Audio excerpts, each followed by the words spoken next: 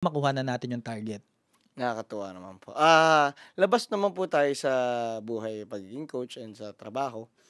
Punta naman po tayo sa buhay kasi nga po kanina po nababanggit niyo yung family life niyo po, yung kayo nung wife niyo. So, paano naman po kayo bilang isang husband po? Hmm.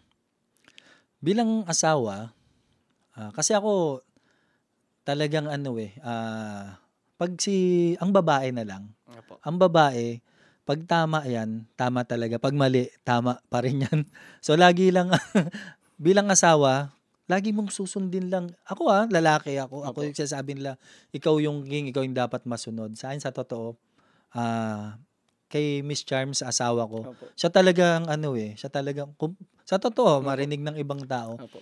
parang siya pa nga yung head ng family. Wow, Gano'n, do'n sa opo, kanya ko pinagkakaloob 'yan, sa kanya ko binibigay 'yan kasi siya yung mas nakakaalam, siya yung mas nasa bahay. Pero ako opo, bilang asawa, ang gagawin ko, ako yung, magpo-provide ng talagang pera, opo. 'di ba, financial. Kailangan 'yun ang meron tayo. Nakaka Pero bahala do'n si misis ko, opo, si Miss Charm, mas, lalo na pagdating pala sa pera.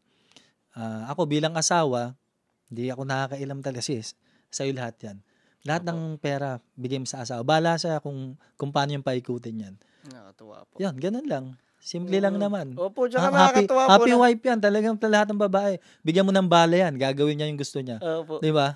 Nakakatuwa nga po kasi kayo nga po very basketball player po kayo tapos ang laki ng katawan niyo na talagang very masculine tapos pero gano'n po yung view niyo na, "I will submit to my wife po," 'no? So, talagang nakakatuwa kasi it takes humility po para gawin 'yun.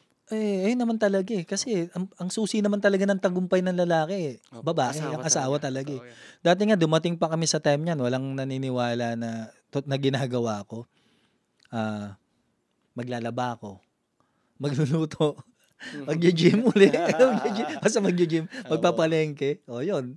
Basta kaya ko gawin, gawaing opo, bahay. Kasi gusto ko pagdating ni misis nung asawa ko, masaya siya. relax lang 'yan. Opo, Para siyempre alam mo na. totoo. Ayun naman po, kasi nasabi niyo nga na feeling ko naman po kasi sa perspective ko na napakaganda po nun na yun nga susunod ka sa asawa mo. Pero kasi para sa akin kailangan po muna maging magaling si asawa. Eh So, dun nga po ako naman na ano pong may papayo niyo kunyari sa akin bilang